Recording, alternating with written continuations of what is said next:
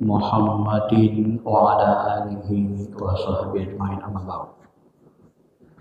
Bapak Ibu yang dirahmati Allah, mari sama-sama kita lapangkan hati kita untuk mensyukuri segala nikmat Allah ala kulli hal wa fi kulli hal. Bagaimanapun mungkin keadaan kita, ada yang sedang bahagia, berkecukupan, ada yang sedang dirundung malam, terkena musibah dan dalam kesulitan. Mudah-mudahan Allah Subhanahu wa taala memberikan kita kebaikan dunia dan akhirat, dan mudah-mudahan Allah memberi kita istiqomah dalam ketaatan sampai hari kita kembali lagi kepada Allah Subhanahu wa taala. Dan mudah-mudahan kelak kita bisa berkumpul bersama Nabi kita, para sahabat, masyaikh, guru-guru kita yang soleh, keluarga kita yang soleh dan solehah. Amin amin ya rabbal alamin. Bapak Ibu yang dirahmati Allah, yang lalu kita sudah membahas tentang 4 macam ilmu, atau bisa juga disebut lebih kepada stage ya, pengetahuan-pengetahuan yang diperoleh secara rohani di level syariat, kemudian tarekat, hakikat.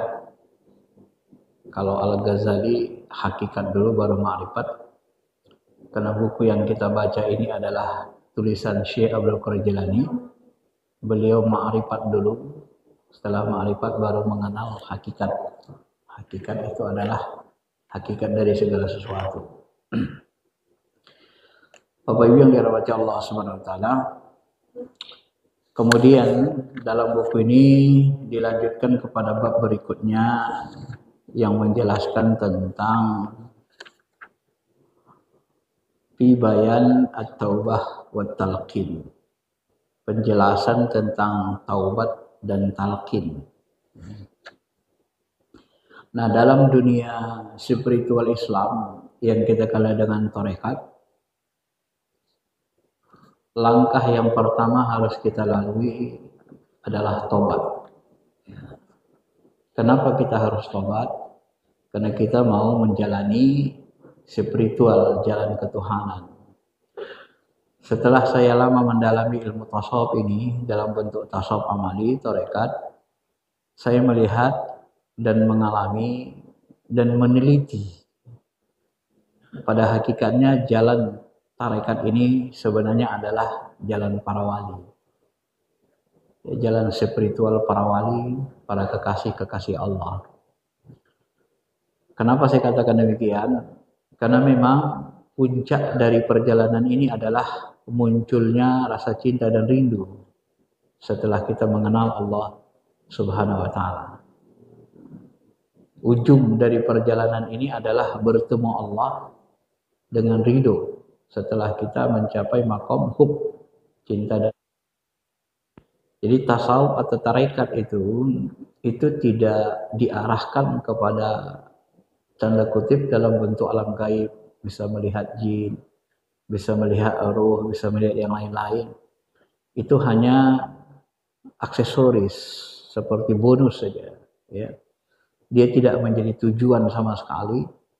Bahkan uniknya di dalam kitab Sirr Asrar Syekh Abdul Qadir Jilani ini, ya, saya baca tidak ada satu kata jin pun di dalamnya. Karena memang fokus dari ilmu ketuhanan ini, rohani ini adalah bagaimana kita betul-betul dekat dengan Allah, ibadahnya bagus, sempurna, keimanannya mumpuni, ya. Kemudian kepatuhannya, ketundukannya. Maka yang lalu-lalu sudah saya sebut, ibadah ini sebenarnya digambarkan oleh hadits qudsi. Wa ma taqarrabu ilayya 'abdun ahabba ilayhi mimma tarattu alaihi. Jadi yang pertama adalah taqarrub, mendekatkan diri kepada Allah. Setelah muncul taqarrub, rasa dekat dengan Allah dengan ibadah-ibadah fardu, baru hatta uhibbah, muncul rasa cinta. Apabila muncul rasa cinta berkepanjangan dan muncul rasa rindu, baru muncul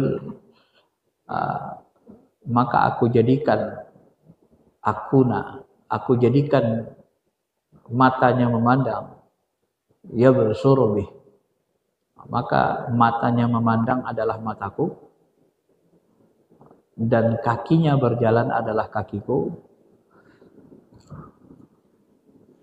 Jadi seolah-olah secara syariatnya, hakikatnya kita pahami, kalau bahasa Pak Syekh, sampai nanti kita masuk ke makam wali. Wali itu kekasih, karena kekasih itu ditandai dengan kecintaan yang sangat. Sehingga nanti kata Pak Syekh, kita tidak punya keinginan lagi untuk diri kita. Maka seorang wali kekasih itu, apa yang disuruh Allah itulah inginnya. Dia tidak punya pilihan lagi. Ini luar biasanya di situ sebenarnya. Jadi kita itu seperti hidup dikendalikan Allah, sesuai dengan maunya Allah. Karena aku jadikan dia memandang dengan mataku, mendengar dengan telingaku, berjalan dengan kakiku. Artinya itu ketundukan penuh, fana. Jadi apa yang maunya Allah itu yang kita gerakkan, itu yang kita jalankan. Ya. Jadi kita berbuat itu tidak lagi dengan hawa nafsu, bahasa lainnya. Nah, maka dimunculkanlah bahasa Quran, wa ma yantiqu 'anil hawa in huwa illa wahyun yuha. Jadi Nabi Muhammad itu tidak pernah berbuat pakai hawa nafsunya, keinginan hawa nafsu semata. Tetapi beliau itu seperti dikendalikan Tuhan, maunya Tuhan, sesuai maunya Allah. Berjalan, melihat, berkata-kata, sesuai maunya Allah. Sesuai tuntunan yang dituntun oleh Allah Subhanahu wa Ta'ala. Sebenarnya inilah puncak dari spiritual Islam. Ketika kita sudah tidak lagi menginginkan, berbuat tidak lagi menginginkan hawa nafsu. Artinya kita tidak lagi berbuat dengan kemauan diri kita, hawa nafsu kita. Maka dalam spiritual ini yang ditundukkan itu adalah hawa nafsu, ego. Dan untuk jalan ke sini yang pertama dilakukan adalah tobat. Kenapa tobat? Karena dalam hadis sahih disebut kalau kita berbuat dosa akan muncul bintik hitam di kolbu. Bintik hitam ini tidak akan hilang kecuali kita istighfar dan bertobat kepada Allah Subhanahu wa Ta'ala. Itulah yang mengotori kolbu kita, sehingga kita tidak bisa menyaksikan kenyataan zat, asma, af'al, sifat Allah. Untuk menyaksikan kenyataan asma, af'al, sifat, dan nur zat Allah, itu tidak bisa lain caranya kecuali dengan membersihkan kolbu. Maka ilmu tasawuf, ilmu tarekat itu adalah ilmu sufi, ilmu sofa, ilmu membersihkan diri, mensucikan kolbu. Inilah hakikat ilmu ini. Ya. Supaya tidak kita salah pahami juga kan. Berulang-ulang kali kita tegaskan. Karena ada orang yang belajar syariat, dia tidak mendalami ilmu ini, dianggapnya ilmu ini sesat, tidak dari Islam. Kenapa? Karena dia malas belajar, malas meneliti. Belum meneliti, belum belajar, dia sudah proteksi diri, nutup diri. Ya nggak dapat apa-apa. Nah, kalau saya orangnya terbuka, semua ilmu agama saya pelajari. Hampir semua harakah Islam pun saya ikuti, kecuali yang terlalu eksklusif. Ya, seperti NII itu yang tak saya ikuti.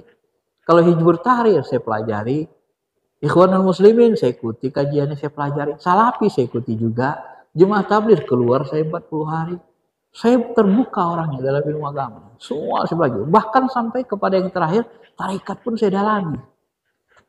Karena saya ingin tahu itu perspektif ulama dalam memahami agama ini. Jadi semua ini nanti ada kelebihannya, ada kelemahannya masing-masing. Nah, sehingga nanti kita sebenarnya saling bersinergi ya, supaya tidak terjadi kalau bahasa Tuhan merasa benar sendiri, lalu yang lain nggak penting, nggak ada gunanya, itu tidak boleh. Ya. Ma'asyiral muslimin, Bapak Ibu yang dirahmati Allah Subhanahu wa Ta'ala. Maka di sini disebut jalan yang pertama yang dilalui adalah harus dengan tobat. Tidak bisa kita tidak bertobat. Karena kita jalannya jalan sufi, jalan bersihkan kolbu. Karena hanya dengan hati yang bersih baru kita bisa menyaksikan Allah Subhanahu wa Ta'ala. Allah Subhanahu wa Ta'ala berfirman, wa alzamahumu kalimatut taqwa. Surah Al-Fat 26. Beliau menafsirkan yang dimaksud dengan melazimkan kalimat takwa, lazimkan kalianlah kalimat takwa. Kalimat takwa itu apa? Yang dimaksud di sini adalah kalimat talqin. Apa itu talqin? La ilaha illallah. Jadi sesudah kita bertobat, kalau bapak masuk tarekat Naqsabandi disuruh mandi tobat pakai wewangian, biasanya mandi jeruk. Wangi-wangian, setelah mandi tobat, niatnya mandi tobat, lalu sholat sunnah tobat, baru dibaiat, baru ditalqin. Talqin itu adalah kalimat la ilaha illallah. Jadi komitmen kita untuk mengikuti kalimat talqin ini. Nah, dalam kitab ini yang lalu dijelaskan kenapa kita perlu mengambil kalimat talqin dari ahli talqin, dari ahli tasawuf, dari ahli ma'rifatullah. Karena mereka kalbunya sudah hidup. Merata itu masyayikh-masyayikh kita itu, kalbu mereka itu selalu menyaksikan Allah. Zikirnya itu jarang sekali putus. Ya. Zikir mereka itu sudah masuk makom tinggi, zikir menyaksikan. Ketika mereka mandang kemanapun, aina ma tuwallu fasama wajhullah, mereka merasa diawasi, diperhatikan Allah. Itu jarang putus dari kalbunya. Kenapa? Karena kalbunya sudah dibersihin. Ya. Nah, orang-orang yang beginilah yang perlu kita ambil talqinnya, kata Pak Syekh. Kenapa? Ya karena hati mereka sudah hidup dengan zikrullah, sudah mengenal Allah. Bagaimana orang, ulama, ustadz besar atau ustadz kecil yang hatinya tidak mengenal Allah dan hatinya tidak hidup dengan zikrullah, lebih banyak dia lupa kepada Allah dalam 24 jam seharinya. Dia hanya zikir mungkin 1 jam, 2 jam saja sehari. Sementara 1 hari itu 24 jam. Kemampuan kalbunya hanya 1 jam, 2 jam zikir, ingat Allah. Bagaimana orang seperti ini mau menghidupkan kalbu kita? Kalbunya saja tidak hidup. Dia sendiri saja kalbunya tidak hidup. Bagaimana orang seperti dia menghidupkan? Orang mati menghidupkan orang mati menghidupkan orang mati, tidak bisa. Yang bisa menghidupkan orang mati hanya orang hidup. Kan begitu bahasanya. Yang bisa menghidupkan kalbu yang hidup, kalbu yang mati hanya orang yang kalbunya hidup. Maka mengambil talqin dari ulama khas yang kalbunya sudah hidup dengan zikrullah, alladzina yadhkuruna Allah qiyaman wa qu'udan 'ala junubihim, yang mereka berzikir ingat Allah baik saat berdiri, duduk, berbaring. Nah, orang seperti inilah yang ulul albab yang bisa kita ambil talqin dari mereka.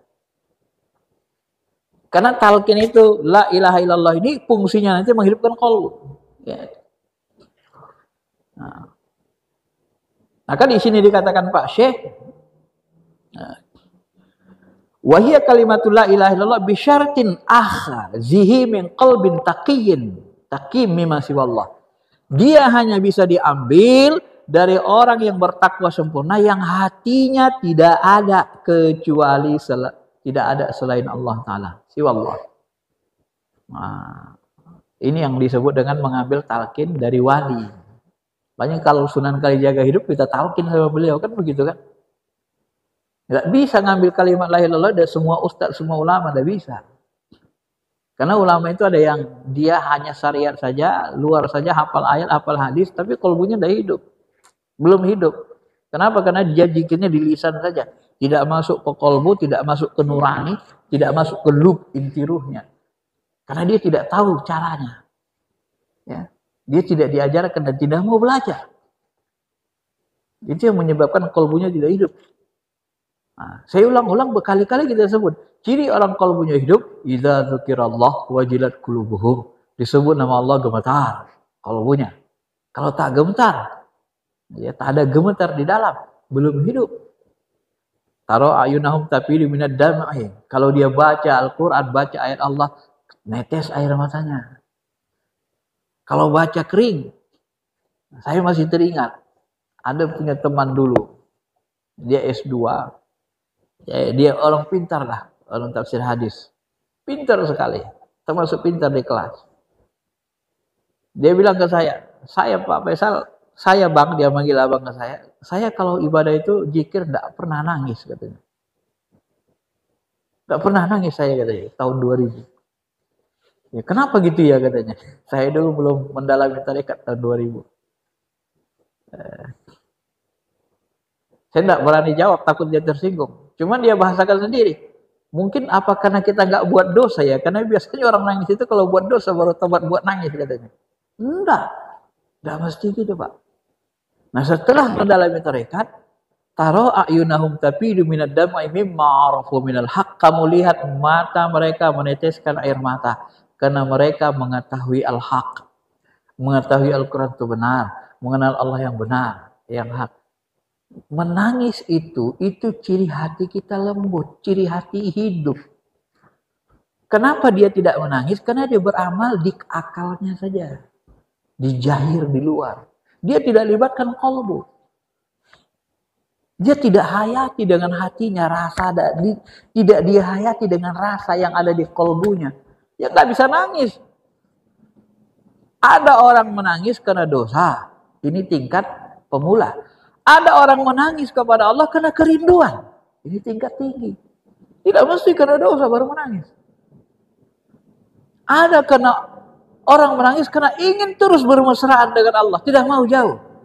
Tidak mau lepas dari Allah Ta'ala. Nah inilah orang sufi. Makanya waktu kita dulu berapa tahun yang lalu, 3 atau 4 tahun yang lalu, ada pertemuan ulama tarekat di Padang di Solo. Di akhir acara, salah satu mursyid Naqsabandiyah dia berdoa. Lebih dari 1 jam dia berdoa, Pak. Dan lebih dari 1 jam itu dia nangis terus. Kita pun ikut nangis. Mungkin kalau ditampung air mata kita lebih segelas ini. Dia nangis terus. Doa lebih dari 1 jam. Dia menangis terus berdoa. Dari awal sampai akhir. Saking lembutnya kalbunya itu. Dan orangnya sudah meninggal tahun lalu. Ya, menangis. Dia bermohon ke Allah, menangis terus. Itu menandakan ciri kalbu hidup. Nah, untuk mendapatkan kalbu hidup secepat mungkin, yang disebut dengan istilah tarekat itu adalah jalan gang, jalan cepat. Itu adalah ikut tarekat. Taubat, talqin, ambil talqin itu, la ilaha illallah itu. Dari siapa? Dari ulama yang kalbunya sudah hidup. Kalau ada tingkat wali, dari wali. Kalau nggak dapat kita yang mendekati wali, yang hidup, pokoknya hidup kalbunya. Ya, terserah mau dia wali atau dia, tapi dia ingat Allahnya, jarang lupa sama Allah Ta'ala. Ulul albab kalau bahasa Quran. Nah, dari inilah kita ambil talqin, bukan sekedar kalimat la ilaha illallah yang diambil dari mulut orang awam. Beliau membahasakan begitu. Ya.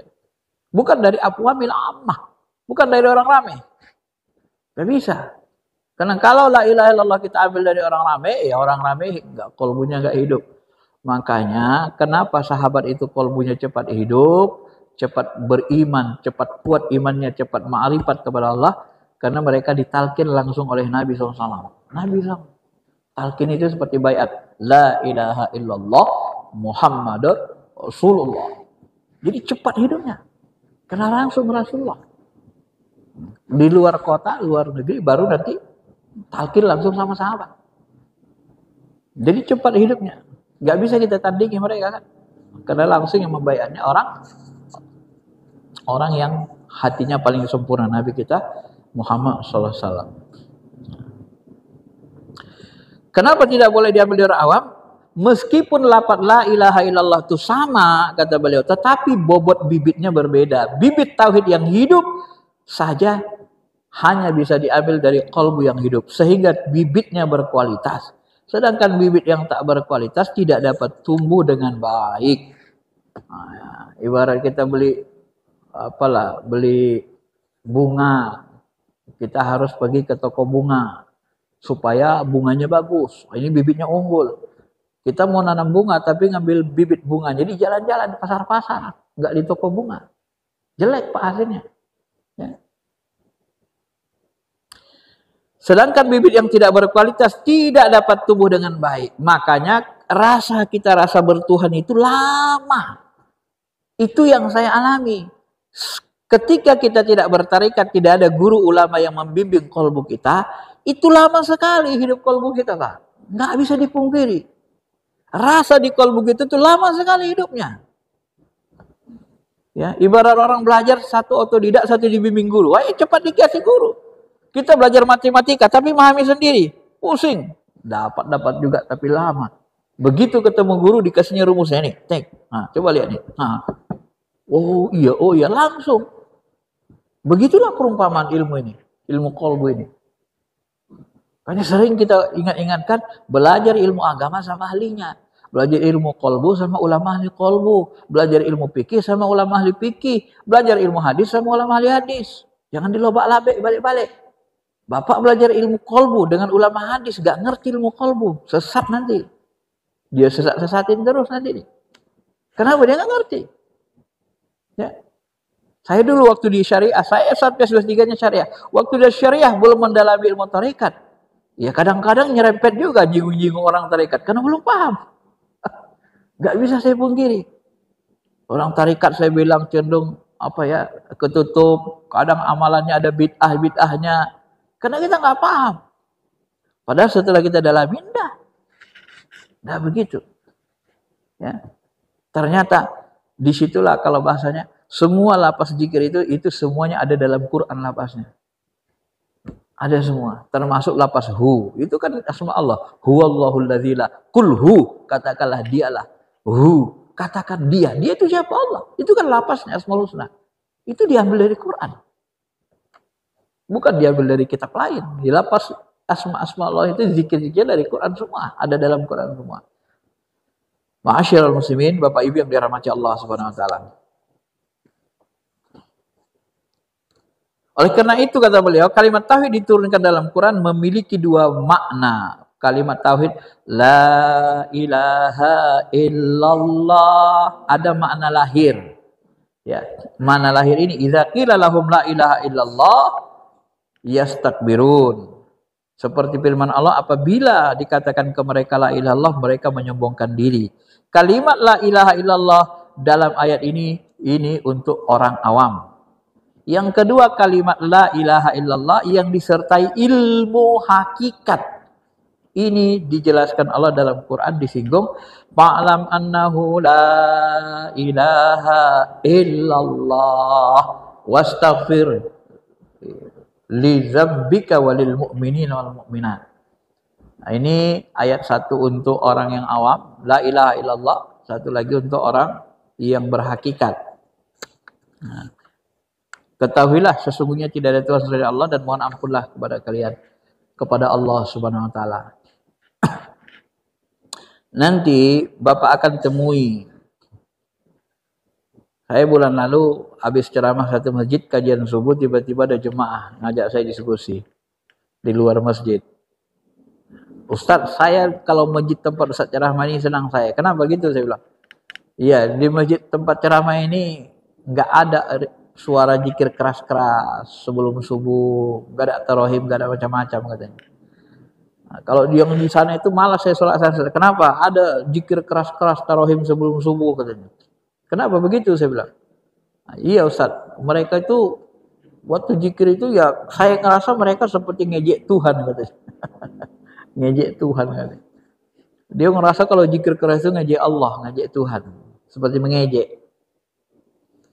Ini Pak, kalau kita nggak belajar ilmu rohani, nggak tahu kita jawabannya susah. Jadi setelah saya pelajari, maka saya paham kenapa orang menganggap seperti ngejek zikir keras itu. La kan? Yang pertama, yang berzikir kolbunya tidak hidup, maka disebut nama Allah tidak ada getar. Yang kedua, yang dengar sama, nggak hidup kolbunya. Ini dua Pak saling berkaitan. Ya. Nah, padahal zikir itu boleh sirran wa alaniyah. Boleh sir nggak pakai suara, boleh alaniyah pakai suara. Zikir keras itu disunahkan. Tidak ada ayat yang melarang zikir keras. Tidak ada. Yang ada melarang berteriak-teriak. Terlalu keras kan gitu. Kalau zikir jahra tidak ada yang melarang. Nah, kenapa itu terjadi? Karena dia tidak memahami, belum sampai kepada ilmu ini. Ya, kalau di tarekat itu Pak, walaupun kita keras berzikirnya, kalau diambil dari dalam kolbu itu beda hasilnya. La ilaha illallah, la ilaha illallah, la ilaha illallah. Itu kita menggelegar di dalam kalbu itu. Air mata kita nangis keluar. Ya. Lalu kadang-kadang ada yang lebih keras lagi. La ilaha illallah, la ilaha. Seperti kerinduan itu diungkapkan. Orang rindu gitu kan. Seperti histeris dia. La ilaha illallah, la ilaha illallah. Itu seperti kita angkatkan cahayanya ke langit itu.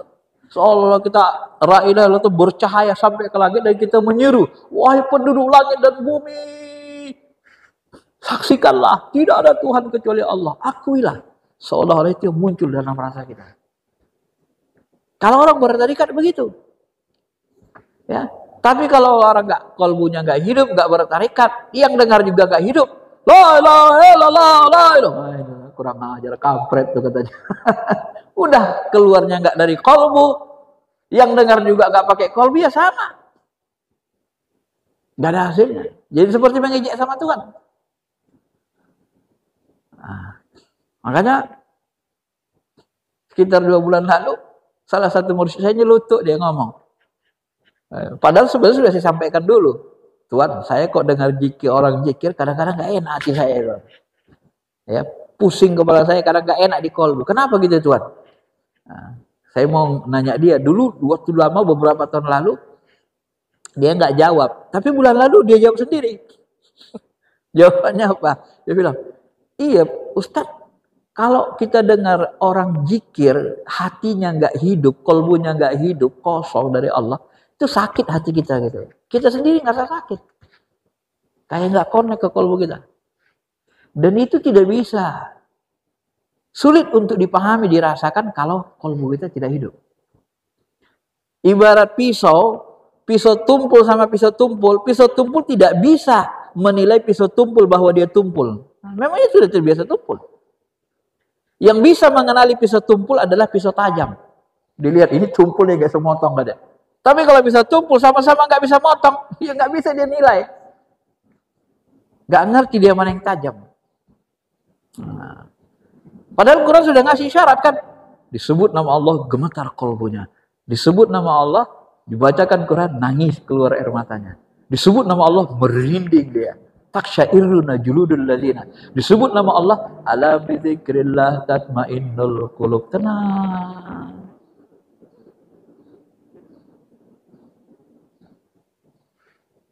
Nikmat.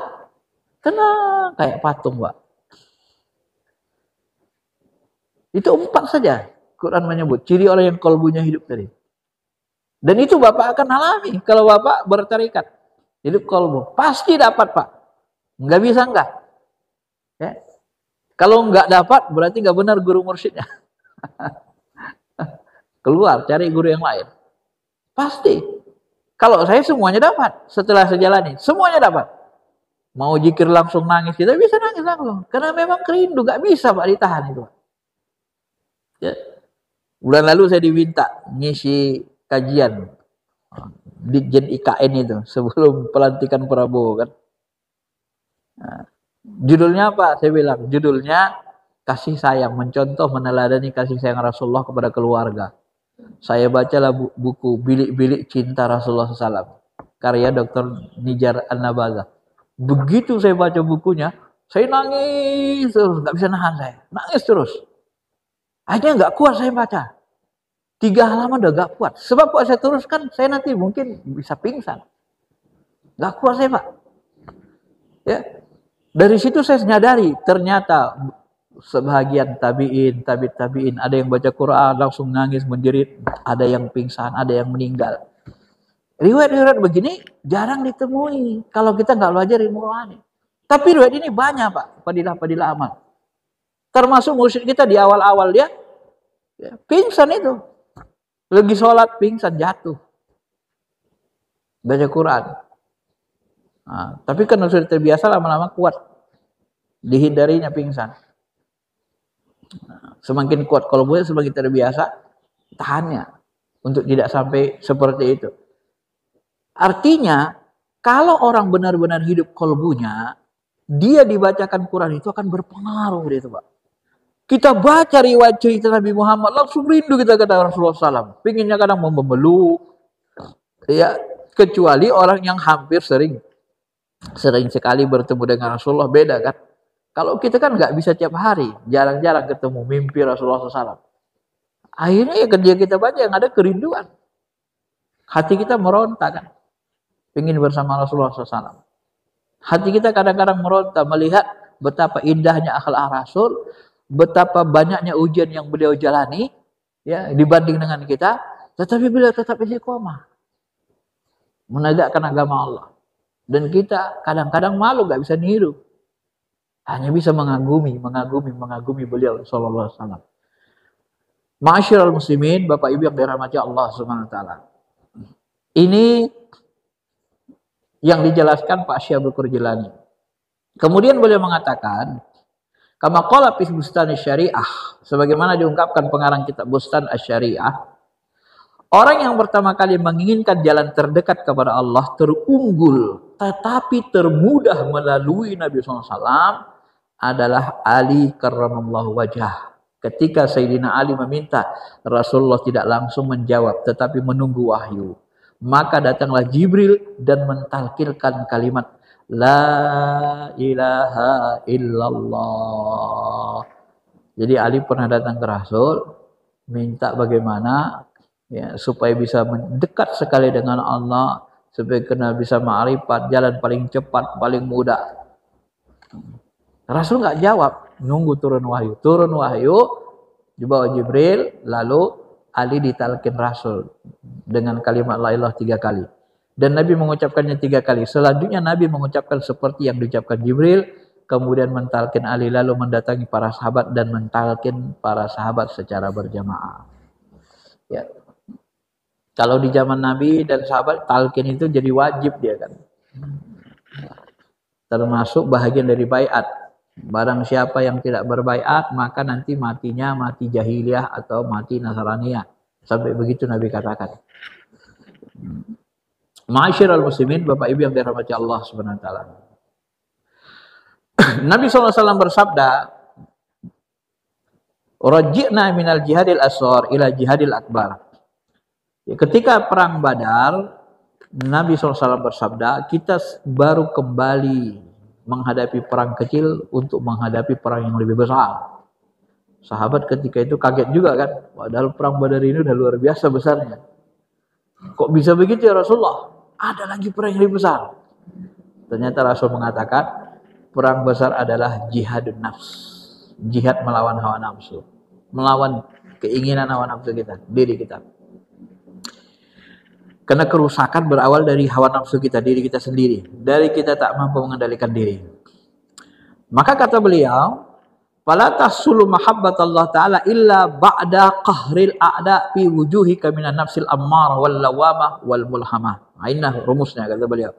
Dan mahabbah, cinta kepada Allah itu tidak akan tercapai kecuali setelah engkau melumpuhkan musuh-musuh yang ada di dalam wujudmu, di dalam dirimu. Seperti nafsu ammarah bisu, nafsu lawamah, nafsu mulhamah. Setelah terlumpuhkan, maka bersihlah dirimu dari sifat-sifat bahamiyah binatang, sifat-sifat mencintai, mau makan aja, minum, tidur aja, bercanda berlebihan. Bersih dirimu dari sifat-sifat subu'iyah binatang buas, seperti marah, mencaci, memukul, memaksa. Bersih dari sifat-sifat syaitaniyah seperti sombong, ujub, hasad, dengki, dendam. Dan sifat-sifat badan dan qalbu yang tercela lainnya. Jika engkau telah bersih dari sifat ini, maka engkau sudah bersih dari sumber segala dosa. Maka engkau termasuk orang yang suci dan ahli taubat. Ya.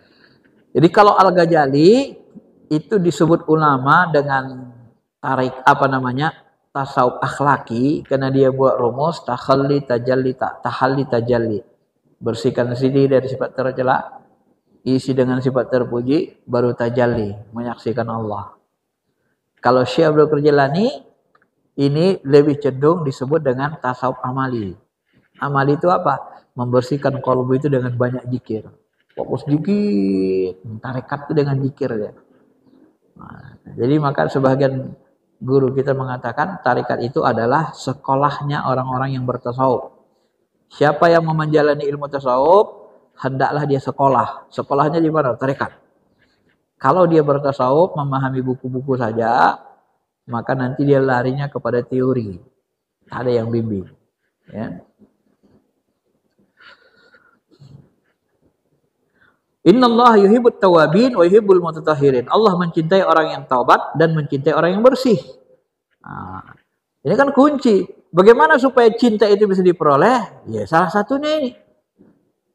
Kita harus terus-menerus taubat dan terus-menerus bersihkan kolbu. Apabila sudah sempurna taubat dan bersih kita, kolbu kita, jadilah kita muhibbin, pecinta. Muhibbin itulah yang disebut dengan namanya wali. Wali itu artinya kekasih. Siapa kekasih Allah? Orang yang mencintainya. Apabila aku sudah mencintainya, maka aku jadikan dia memandang dengan mataku, mendengar dengan telingaku. Kan itunya dia. Maka saya sebut ini jalan muhibbin, jalan para kekasih, jalan para wali. Nah, ya. Dalilnya kan jelas kan? Innallaha yuhibbut tawwabin wa yuhibbul mutatahhirin. Allah cinta kepada orang yang taubat dan orang yang senantiasa membersihkan diri. Siapa yang dicintai Allah? Mutatahhirin, orang bersih. Maka bersihkanlah. Supaya kita dicintai Allah, supaya tumbuh rasa cinta dalam kolbu itu. Kalau nggak bersih nggak bisa, Pak. Nggak tumbuh-tumbuh rasa cinta itu. Makanya orang yang tobat dengan dosa lahir saja tak termasuk dalam ayat ini. Meskipun dia bisa disebut taibun, orang tobat, tapi nggak menjadi tawab. Orang yang bertobat dengan sebenar-benarnya. Karena kata tawab dalam bahasa Arab menggunakan sighah mubalaghah, tawabin. Orang yang benar-benar tobat, jahir batin. Bukan orang yang tobat jahir saja. Ya. Sehingga yang dimaksud tobatnya adalah tobat orang khawas. Perumpamaan orang yang tobat dari dosa lahir saja adalah seperti orang memotong rumput, hanya batangnya saja. Kita potong rumput, tapi atasnya aja, batangnya saja, Pak. Besok tumbuh lagi dia. Kalau tobatnya jahir saja. Tapi kalau orang tobat batin, langsung kita cabut akar rumputnya. Sama akarnya habis, Pak. Nah, itu tobat batin. Kalau melibatkan kuruhani tobatnya. Dia tak mau mencabut akarnya. Kalau tak dicabut akarnya, nanti tumbuh lagi, kata beliau. Bahkan bisa jadi lebih lebat. Berbeda dengan orang tobat yang sungguh-sungguh dari akhlak terburuk, ia seperti orang yang mencabut rumput dari akarnya. Ya. Dapat dipastikan dia nggak tumbuh lagi. Paling kalau tumbuh lagi, lain lagi rumputnya. Bukan yang itu. Karena yang itu udah habis. Kan gitu dia. Nah. Inilah perumpamaannya. Ini adapun posisi talqin di sini, sebagaimana orang memotong rumput adalah alat untuk memotong segala sesuatu selain Allah. Maka talqin itu, Pak, alat untuk memotong segala sesuatu selain Allah. Kenapa? Pahami bagus-bagus.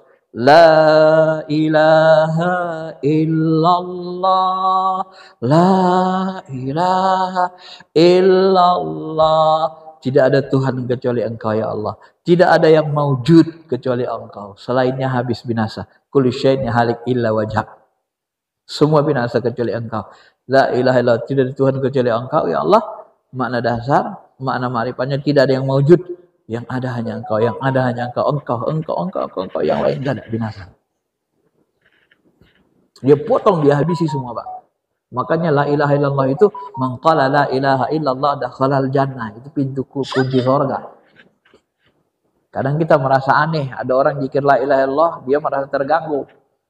Berarti kolbunya tidak hidup atau yang zikir la ilaha tidak hidup. Saya kalau dengar orang sholawatan langsung menangis, menggelegar di dalam. Kalau dengar orang zikir, walaupun beda tarekat, kita senang dengar, pengen dengar aja. Nggak bisa kita nggak tertarik, Pak. Kalau terganggu kita, itu ada kesalahan. Oh, yang dizikirkan la ilallah masa terganggu. La ilaha illallah, la ilaha illallah, la ilaha illallah. Enak, Pak. Nikmat rasanya di kolbu, dengernya aja. La ilaha illallah, la ilaha illallah, nah, ya, nikmat kita rasakan. Illallah, la ilaha illallah. Kita seperti kalau kita makan, kalau Bapak hobinya enaknya makan di warung sederhana, warung Padang, lebih enak dari makan di warung sederhana, Pak. mengucapkan zikir itu. Iya, kenapa? Karena enaknya di kolbu. Kalau warung Padang enaknya di lidah ini, tenggorokan. Kalau Allah di sini dia di kolbu enaknya, nikmatnya lebih tinggi, Pak. Ya. Kan aneh itu, Pak. Anehnya gimana? Saya kasih logika sederhana. Kalau Bapak pernah jatuh cinta, rindu, sebelum kita nikah sama istri kita dulu, atau sesudah nikah, kita rindu, ketemu kita sama istri kita, ketemu duduk dekat dengan orang dicintai, nikmat gak? Nikmat gak? Nikmat banget kan? Saya yakin, gitu Bapak ketemu orang yang dicintai, tiba-tiba ada orang mau ngajak makan durian, ngajak makan warung sederhana, pasti Bapak tolak. Karena yang Bapak alami ini lebih nikmat gitu loh. Nah, yang anehnya, coba introspeksi diri kita, Pak. Yang anehnya, kita zikir bertemu Allah, gak terasa nikmat. Loh, kita zikir munajat tuh bertemu Allah. Yang anehnya, lebih enak rasa hati kita ketemu dengan orang yang kita cintai, lebih nyaman daripada ketemu Allah. Ini kan aneh. Kok bisa gitu? Ini masalahnya di kolbu. Hati kita belum berisi cinta ke Allah. Maka tidak lebih nikmat. Yang membuat nikmat ibadah itu adanya rasa cinta, rasa rindu. Yang membuat kita merasa nikmat dekat dengan seseorang, ada rasa cinta dengan rasa rindu. Kalau tidak ada, yang gak nikmat. Yang membuat kita tidak nyaman, tidak enak, dekat duduk dengan orang, ada rasa benci, rasa jengkel. Coba Bapak duduk dengan orang yang Bapak benci, Bapak jengkeli. Enak gak? Gak enak. Yang dicintai, diridui, nikmat. Loh, kenapa sama istrinya orang dicintai nikmat, sama Allah enggak? Kan masalah kolbunya. Berarti kolbunya gak ada rasa cinta, benar? Kan sederhana, Pak. Logikanya. Sederhana. Nah, itulah yang membuat ibadah kita tidak nikmat. Makanya ketika diucap la ilaha illallah, kayak ngejek lah, gak enak lah, sesat lah, bid'ah lah. La ilaha illallah kok bid'ah? Itu kalimat tauhid. Orang kafir mengucap itu langsung Islam. Langsung masuk surga. Kok jadi masuk neraka? Ya kolbunya tidak hidup. Kalau kolbu Bapak hidup, iza zukirallah, disebut nama Allah, la ilaha illallah, la ilaha illallah. Nah, dengarnya itu getar kita dengerin enak sambil kerja kita dengerin aja. Bagaimana mungkin kita merasa terganggu kan? Kalimat-kalimat tauhid seperti itu. Nah. Masyiral muslimin, Bapak Ibu yang dirahmati Allah Subhanahu wa taala. Beliau membuat perumpamaannya, ya. Posisi talqin di sini seperti orang memiliki alat. Jadi talqin itu memotong segala sesuatu selain Allah tadi. Seperti yang kita ketahui, orang yang tak mau memotong pohon pahit, tidak mau menempuh perjalanan pahit, tidak akan merasakan pohon manis. Berpikirlah kalian, wahai manusia, yang memiliki hati, yang memiliki pandangan kolbu. Semoga engkau bahagia, usul kepada Allah Subhanahu wa taala. Allah taala berfirman, dan dialah yang menerima taubat dari hamba-hambanya dan memaafkan segala kesalahannya. Kecuali orang bertobat, beriman, beramal soleh, maka kesalahan mereka diganti Allah dengan kebaikan. Man taba wa amana wa amila sholihan fa ulaika yubaddilullahu sayyi'atihim hasanat. Nah, di bab lain beliau memberikan rumus kepada kita. Ini rumus kunci, Pak. Silakan Bapak amalkan, Bapak ingat benar-benar. Saya kasih rumus kunci.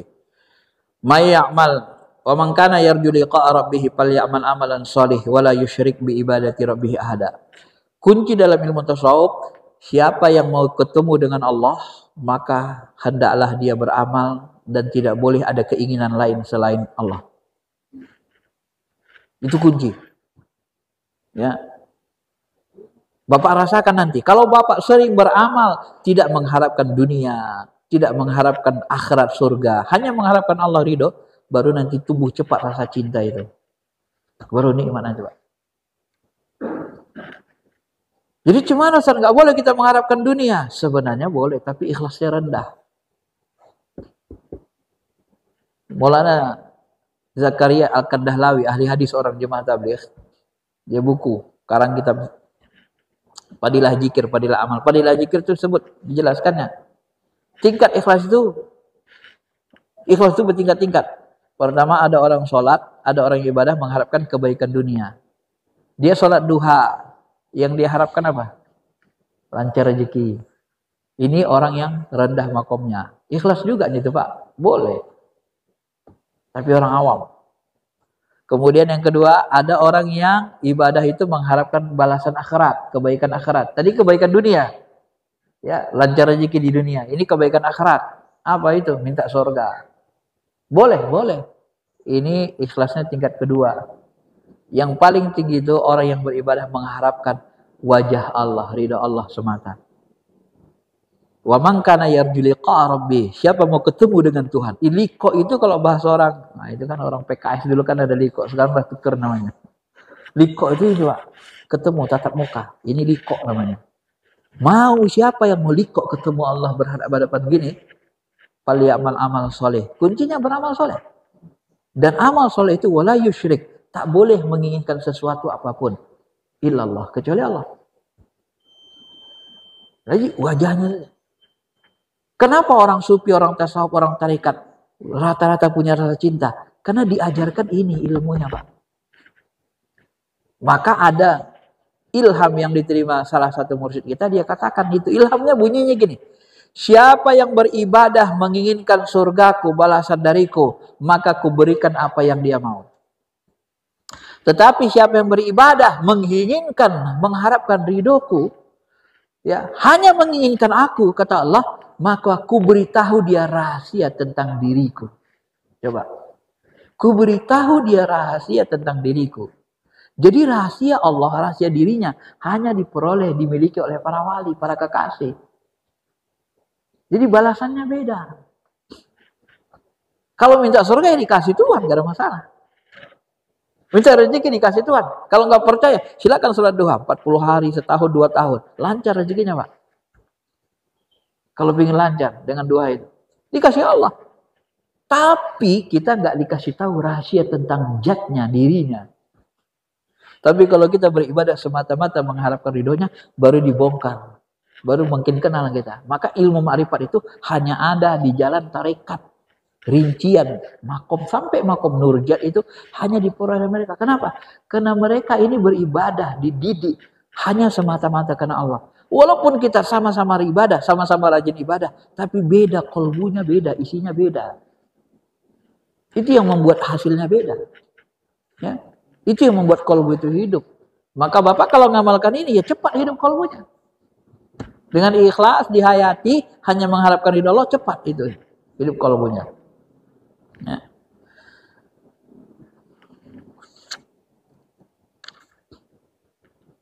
Masyarakat muslimin, Bapak Ibu yang dirahmati Allah Subhanahu wa taala. Sedikit lagi. Nah, ini bab taubat dan talqin. Nabi SAW bersabda, sesungguhnya Allah mempunyai hamba-hamba yang jasadnya di bumi dan kolbunya di bawah arsy. Ya, ini menggambarkan di antara hamba-hamba Allah ini ada orang yang ya, makom rohani sangat tinggi. Ya. Adapun ketika melihat Allah Ta'ala di dunia ini tidak akan berhasil melihat zat aslinya. Yang dapat dilihat di dunia adalah sifat-sifatnya dari cermin kalbu. Nah, ini bagi orang yang sudah bersih hatinya. Di ujung pembahasan ini, ketika hati kita bersih, kalbu kita bersih, nanti baru kita bisa menyaksikan Allah Subhanahu wa taala. Baik, saya kira itu saja. Nyatin masih agak banyak sedikit bab ini. Cuma karena waktu kita sudah ini, saya kira itu saja dulu pengantar dari taubat dan talqin. Mudah-mudahan bisa menambah keimanan, keyakinan kita. Kalau ada yang mau bertanya silakan, Pak.